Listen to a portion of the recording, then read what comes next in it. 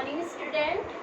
आज की क्लास में हम जो अभ्यास 1.3 है, अभ्यास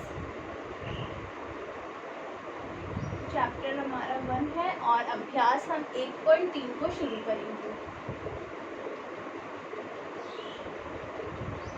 और ये जो पार्ट पहला है इसका नाम है 1 करोड़ तक की संख्याएं। इसके अभ्यास को किसको शुरू करेंगे हम 1.3। और ये हमारा क्या चल रहा है, रिवीजन क्लास चल रही है, हमारी रिवीजन क्लासेस चल रही है। तो हम रिवीजन ही कर रहे हैं पार्ट 1 और 2, वो दोनों ही हमारे पार्ट पहला और दूसरा दोनों ही हमारा क्या हो चुका है, पहले पूरा हो चुका है और एग्ज़ाम आ रहे हैं, इस वजह से मैं आपको क्या करवा रही हूँ, वापस से एक बार रिवीजन शुरू करवा रही हूँ। तो रिवीजन में हमारा जो ये अभ्यास 1.1 है और अभ्यास 1.2 वो दोनों हो चुकी है। और आज की क्लास में अब हम अभ्यास क्या करेंगे, 1.3 शुरू करेंगे। तो अभ्यास 1.3 है, उसमें जो आपके 3 टॉपिक है, कितने टॉपिक है, 3 टॉपिक है, 3 तरीके के क्वेश्चंस इससे बन सकते हैं।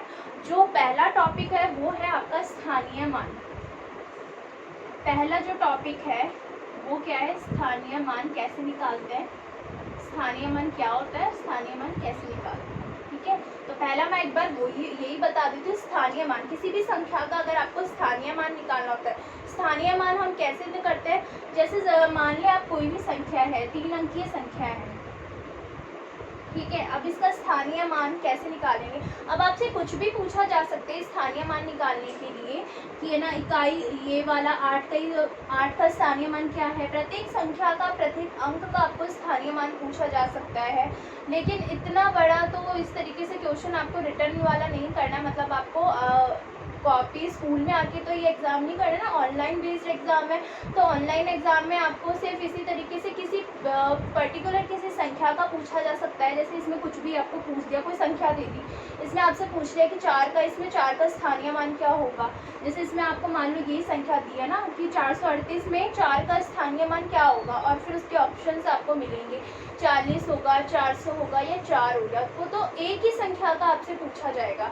लेकिन अब कौन सी संख्या, एक संख्या भी, लेकिन कौन सी कोई भी पूछी जा सकती है, इसका भी पूछा जा सकता है, इसका भी, तो हमें तीनों का पता होना चाहिए, है ना। तो स्थानीय मान में हम किस अनुसार करते हैं, हम इकाई से शुरू करते हैं, इकाई, दहाई, सैकड़ा, हजार। आपकी जो संख्याएं हैं वो कहाँ तक वो है, 10,000 तक की संख्याएं आपकी हैं। तो मतलब 5 अंकीय संख्या वाले क्वेश्चन आपके हैं। तो इसमें क्या होता है, इकाई, मैं यहाँ पे लिख देती हूँ इस साइड से क्योंकि शुरुआत ही यहीं से होती है, इकाई से होती है। स्थानीय मान में क्या होता है, इकाई, फिर आता है दहाई,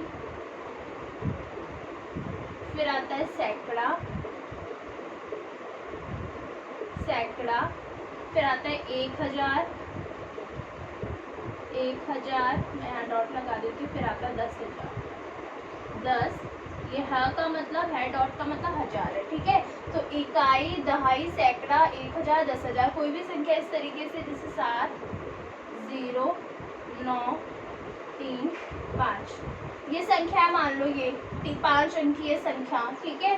तो इसमें 7 क्या है, 7 का स्थानीय मान क्या होगा, इकाई, 0 का स्थानीय मान दहाई, 9 का स्थानीय मान सैकड़ा, 3 का स्थानीय मान 1,000 और 5 का स्थानीय मान 10,000। अब इसमें भी आपको किसी संख्या का आपको पूछा जाए, ये मान लो ये संख्या है, इसमें आपको बताना 9 का स्थानीय मान बताओ। तो 9 का स्थानीय मान क्या रहेगा, इसमें 9 का स्थानीय मान रहेगा, यहाँ पे 9 लिखोगे, पहले जिस भी संख्या का आपको स्थानीय मान निकालना होता है पहले वो लिखते हैं।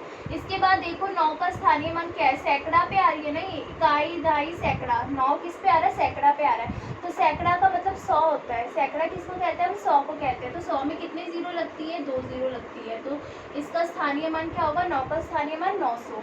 अब आपको अगर ऐसे ध्यान नहीं रहता तो आपको देखना है, जिस भी संख्या का आपको स्थानीय मान प्रश्न में पूछा जाए उसके बाद की संख्याओं को गिनो। मान लो 3 का स्थानीय मान पूछा जाएगा, तो 3 के बाद कितनी संख्या है, 1, 2, 3। तो आपको पहले जैसे 3 का स्थानीय मान निकालना है आपको, तो पहले संख्या 3 लिखोगे जिसका भी आपको स्थानीय मान निकालना है। उसके बाद संख्या कितनी, 3 संख्या है तो 3 जीरो लगा दोगे, पीछे जितनी संख्या होती है उतनी जीरो लगा दो। ये तो मैंने आपको एक शॉर्ट तरीके से बताया कि आप चेक कर सकते हो, अदरवाइज आपको जो सही तरीका है वो इसी तरीके से इकाई, दहाई, सैकड़ा, हज़ार, 1000, 10,000। अब आपको पूछा जाए 5 का स्थानीय मान बताना है, तो 5 का स्थानीय मान क्या है? 10,000 वाली संख्या है ना, तो पहले तो संख्या 5 लिखेंगे। 10,000 वाली जो संख्या होती है उसके पीछे कितने जीरो लगते हैं? 4 जीरो। ऐसे नहीं समझ आता तो 4 संख्या है इसके पीछे, इसलिए 4 जीरो लगा दिया, ठीक है। तो किसी भी संख्या का आपसे पूछा जा सकता है, अगर यहाँ पे जीरो का स्थानीय मान पूछा जाता तो जीरो का स्थानीय मान क्या होता है? देखो जीरो कहीं पर भी हो, जीरो कहीं पर भी हो, उसका स्थानीय मान हमेशा आप जीरो ही लिख देना, ठीक है। यहाँ पे जीरो हो, यहाँ तो हो ही नहीं सकती, यहाँ जीरो हो, यहाँ जीरो, यहाँ जीरो, कहीं पे भी जीरो, तो आप उसका क्या लिख देना? जीरो ही लिख देना, ठीक है। क्योंकि 2 बार 3 बार जीरो लिखने से भी आखिर रहेगा तो जीरो ही ना, इसलिए हम बार ऐसे नहीं लिखते कि मैंने अभी यहाँ पे 2 जीरो नहीं लगाए, 2 जीरो लगाऊंगी तब भी मतलब तो जीरो ही रहेगा ना, इसलिए, ठीक है। तो किसी भी संख्या का स्थानीय मान इस तरीके से निकालते हैं, या तो आप उसकी पीछे की संख्या को गिनकर उतने जीरो लगा दो, या आप क्या करो इस तरीके से इकाई, दहाई, सैकड़ा, हज़ार। देखो इकाई के अंक के पीछे अगर आपको स्थानीय मान 7 का पूछा जाता है, स्थानीय मान किसका पूछा जाता है? 7 का, तो 7 के पीछे कोई संख्या है? नहीं है। और इसके अलावा इकाई की संख्या है, इकाई की संख्या के पीछे, इकाई का मतलब क्या होता है? एक अंकीय संख्या, तो इसके पीछे एक भी जीरो नहीं लगाएंगे हम, तो 7 का स्थानीय मान क्या होगा? 7 ही रहेगा। ओके, समझ आ गया। दहाई में जो भी संख्या, जिस भी संख्या का आपको स्थानीय मान निकालना होता है वो आप लिखो। दहाई में 1 जीरो लगता है। सैकड़ा के में जो भी संख्या का स्थानीय मान निकालना है उसके पीछे 2 जीरो लगती है, और 1000 में 3 जीरो लगती है, और 10,000 में 4 जीरो। एक एक जीरो बढ़ती जाती है, इसमें एक भी जीरो देंगे, फिर इसमें 1 जीरो, फिर इसमें 2 जीरो, फिर इसमें 3 जीरो, फिर इसमें 4 जीरो, ठीक है। तो ये जो है इकाई, दहाई, सैकड़ा, हज़ार, ये क्या होती है? स्थानीय मान। अब जो हमारा दूसरा टॉपिक है वो है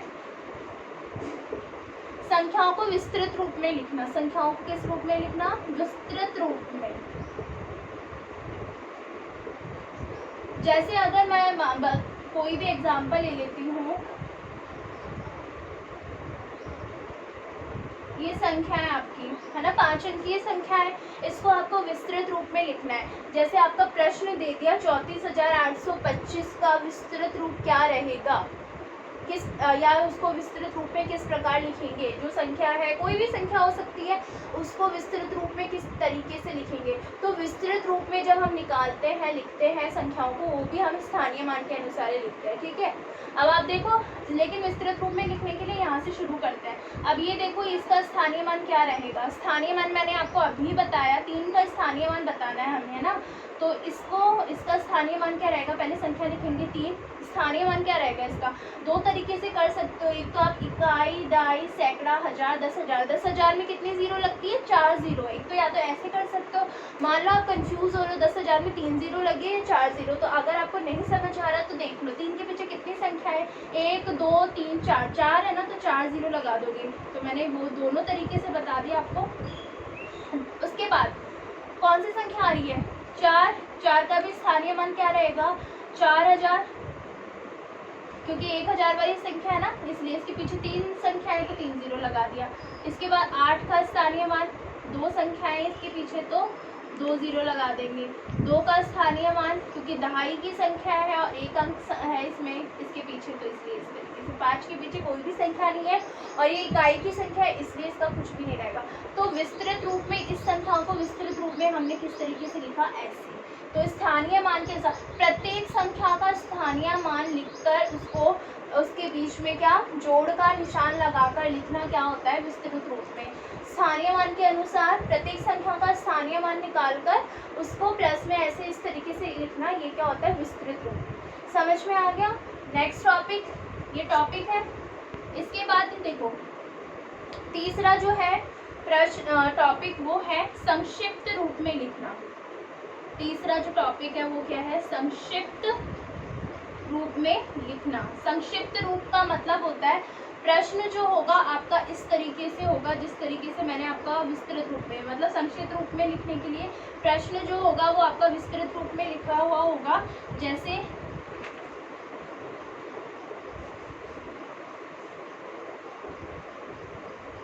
ये प्रश्न होगा, इसको संक्षिप्त रूप में लिखना होगा। अब आप देखो संक्षिप्त रूप में का मतलब होता है छोटे रूप में लिखना। तो ज़ीरो से हमें किसी भी संख्या की ज़ीरो से कोई मतलब नहीं है। जहाँ पे आपने 20,000 का सिर्फ 2 लिखोगे। अब देखो, अब 20,000 तो 10,000 वाली स्थानीय मान 10,000 में आएगा। इससे पहले 1,000 वाली संख्या आनी चाहिए। देखो इसके पीछे कितनी जीरो लगी हुई है, 4 जीरो। समझ में नहीं आता तो ऐसे समझना, इस संख्या के पीछे कितनी जीरो लगी हुई, 4 जीरो। अब ऐसी कोई संख्या आनी चाहिए थी जिसके पीछे 3 जीरो लगना चाहिए था, जैसे इसमें आ रही है ना, लेकिन है ही नहीं वो संख्या। तो जो संख्या थी है 4 जीरो से पहले वाली जो संख्या होगी, 3 जीरो वाली संख्या होगी ना, वो नहीं है, 1,000 वाली संख्या नहीं है। तो जो संख्या मिसिंग होती है उसके लिए ज़ीरो लगा दो, ठीक है। अब इससे पहले, ठीक है, 500 वाली यानी 3 है, यहाँ पे आनी चाहिए 3 जीरो वाली संख्या है, तो नहीं है इसलिए ज़ीरो लगा दिया। इसके बाद पहले 2 अंक वाली आएगी, 2 अंक वाली संख्या आएगी, तो बिल्कुल इसका 5 लिख देंगे, फिर 8 लिख देंगे, फिर 9 लिख देंगे। तो ये ध्यान रखना ज़ीरो क्यों लगाया है, क्योंकि 1,000 वाली संख्या नहीं है। ऐसे नहीं समझ में आता। तो देखो 4 जीरो से पहले 3 जीरो वाली संख्या आनी चाहिए ना, जैसे देखो ये 4 जीरो, इससे पहले 3 जीरो वाली संख्या आनी चाहिए ना। अब इनमें से कोई भी संख्या नहीं हो सकती है। जैसे समझ लो यहाँ पे ऐसे भी हो सकता था, तो इसमें क्या है, 3 लिख दिया इसका। 4 जीरो से पहले 3 जीरो वाली संख्या है बिल्कुल, तो अभी तक कोई संख्या मिसिंग नहीं है।